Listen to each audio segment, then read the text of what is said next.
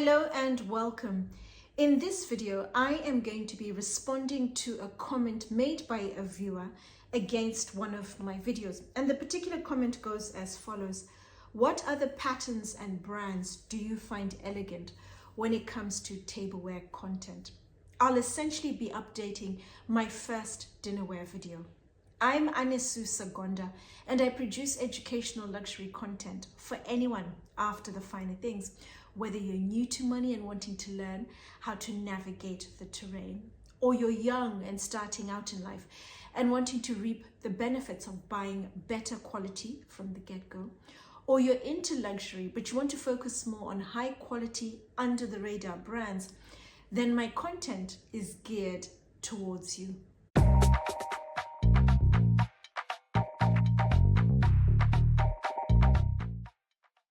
The first three brands, I have spoken about them before, but I tend to keep a tab on them, more so the first two, Wedgwood and Bernardaud, more than I do Haviland. Haviland is a brand, if I see it, I see it, but I don't necessarily go out and look for it. But I'm going to be talking about a breakaway brand from Haviland called Haviland et Parlon.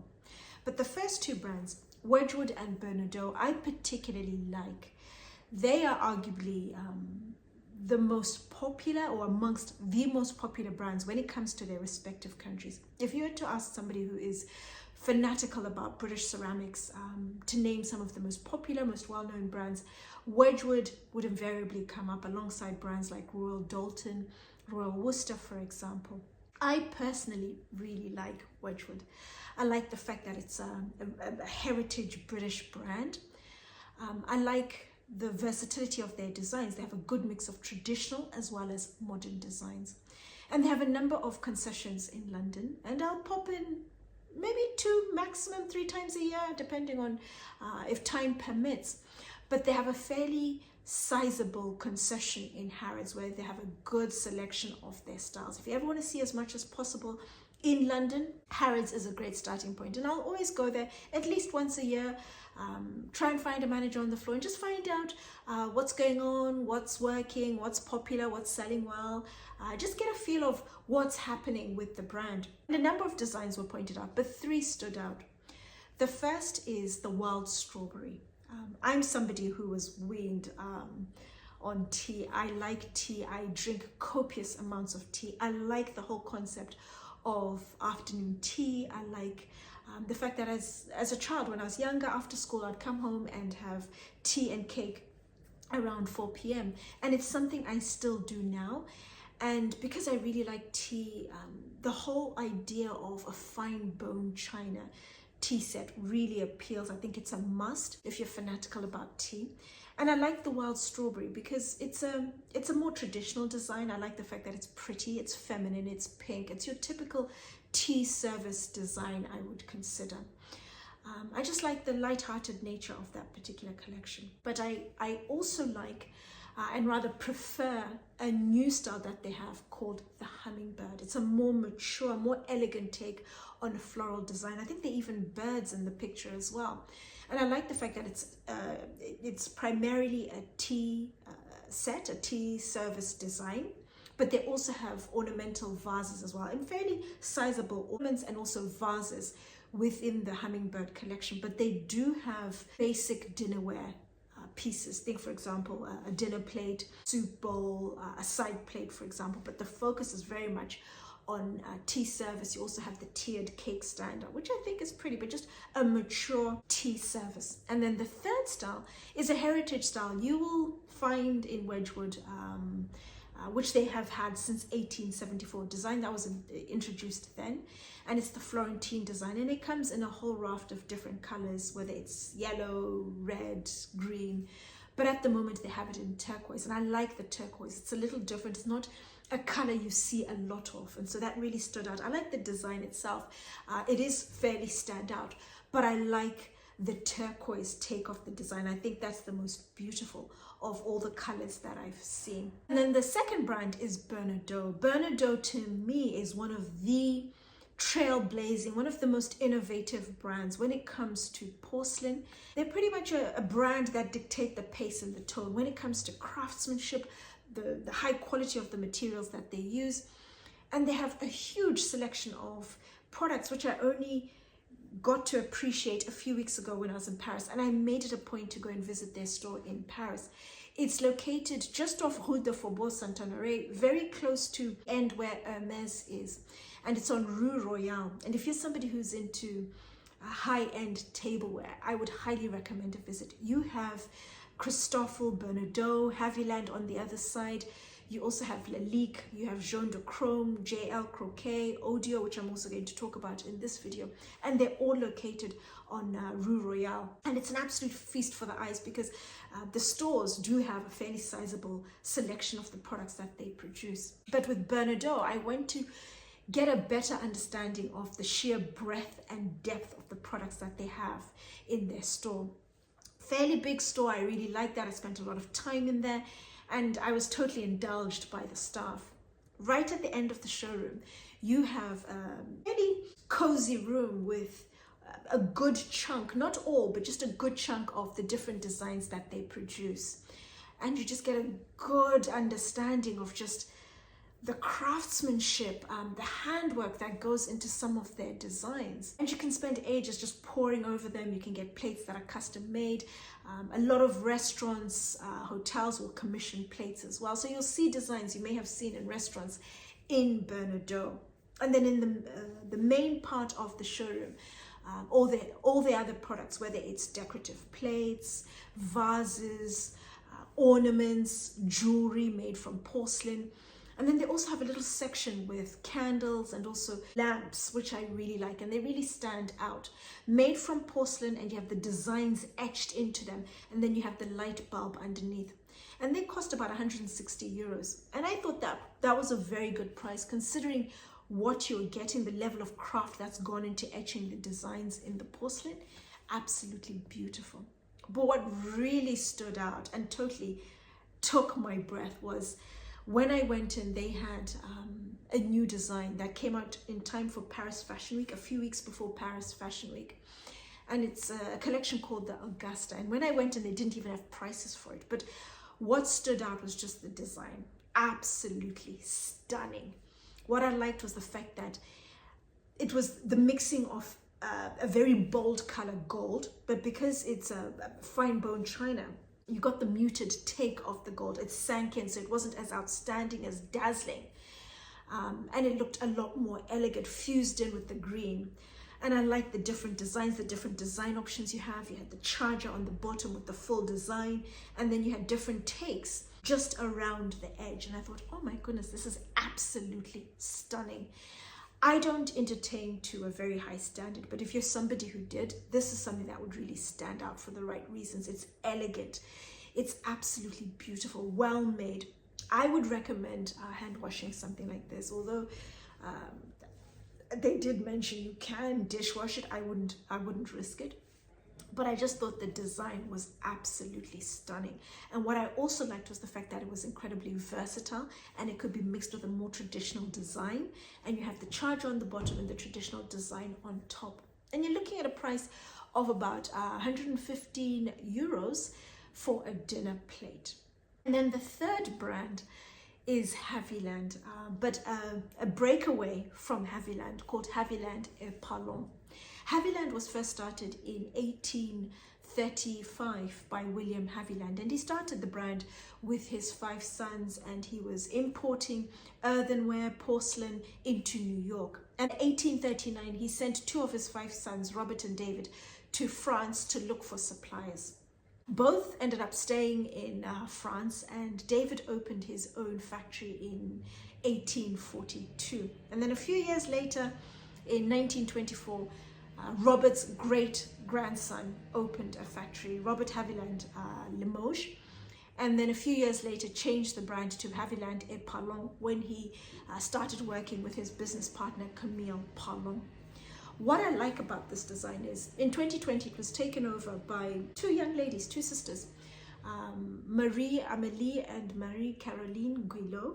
They're young ladies, and I like the fact that dinnerware can tend to be a little more mature. It's something that you don't get many young people buying, especially when it's ornate, it's expensive, the more traditional heritage brands. But I like the fact that they have two young girls who are going to maintain the original DNA, the look and feel of the brand, the quality, the craftsmanship, and the creative diversity of the brand.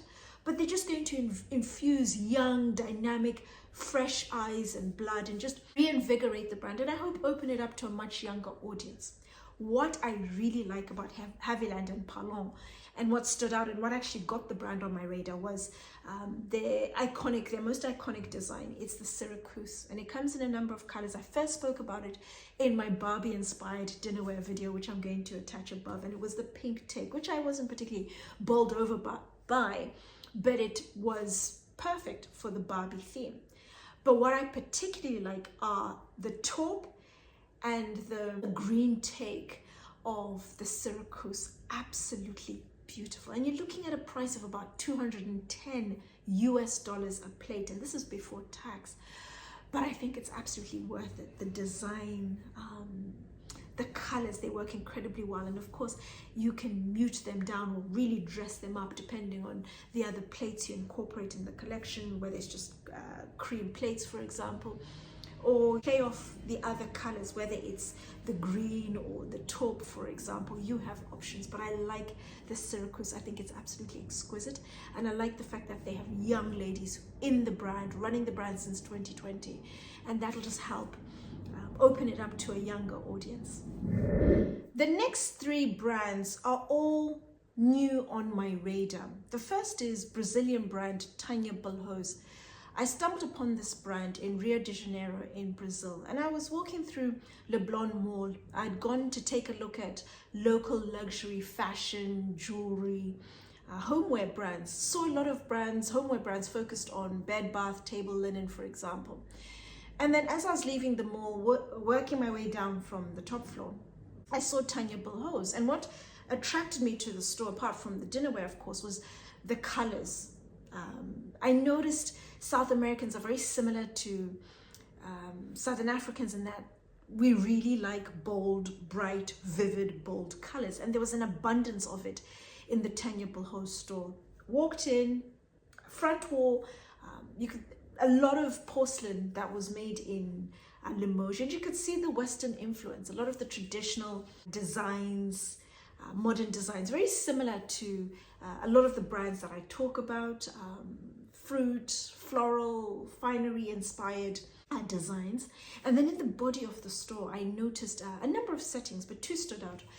The first, plates that were very similar to Augusta, in that you had the green and gold squares, but nowhere near as detailed, as precise as Augusta from Bernardaud, but messy squares, outstanding, bolder gold. And then there was also another collection, brown and mustard, that was more earthenware.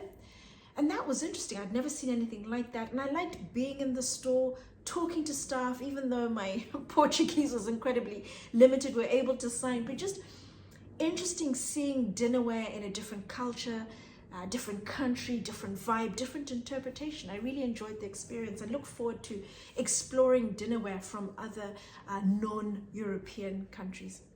The second brand is Augarten. I briefly touched on the brand. I think it was in my designer brand video where I spoke about designer brands that are now creating dinnerware. Think, for example, Prada, Dolce & Gabbana, Christian Dior, for example. And Augarten is a brand I briefly mentioned, and I've seen a very limited selection of their pieces in London. It's the second oldest European porcelain brand. It's just a little younger than Meissen. Started in 1718. And what I particularly like about the brand, the little I've seen, is the heritage, the history of the brand. It's very well documented. They have a factory in Vienna, which I'd like to visit and then talk about the brand after the visit, because they offer guided tours. It'll be good to really talk to someone and get a good understanding of the history and see the full range. But the little that I have seen, I've really liked. I like the fact that with all of their designs, whether they're traditional or modern, they have a wide selection, whether it's floral or your finest green. It's a lot of designs, a lot of colors, a lot of flowers, for example, but more so, all of it is handmade and hand painted. The level of detail, the work, the craft that has gone into the plates is absolutely amazing. And I look forward to exploring the brand, learning more and then talking about it in due course.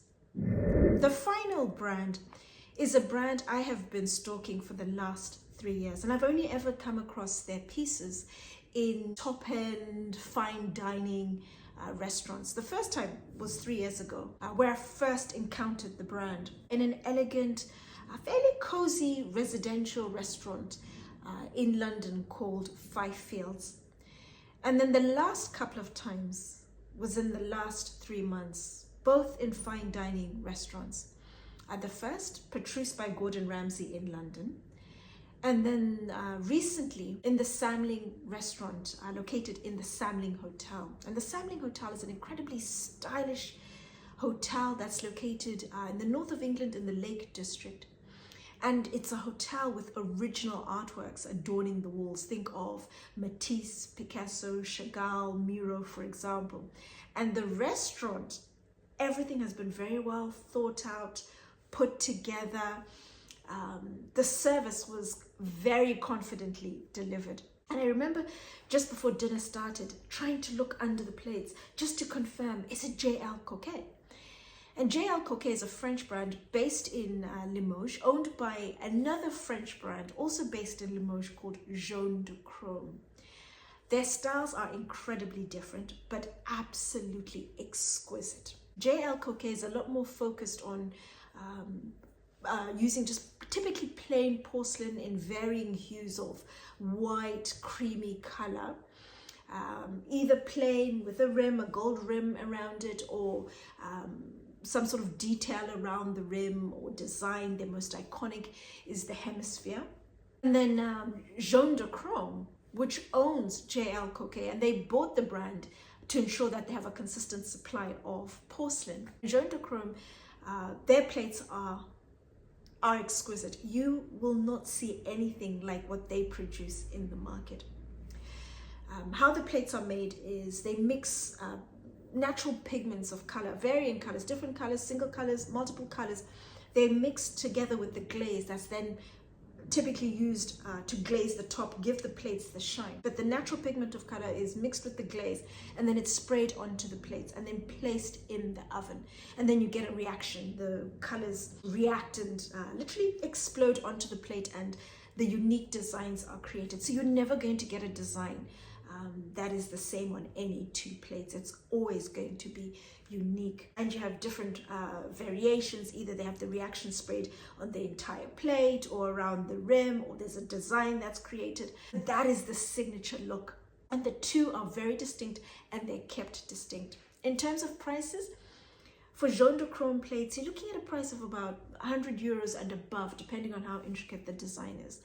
And then with JL Coquet, you're looking at prices of about 70 euros for just the plain porcelain without the gold rim.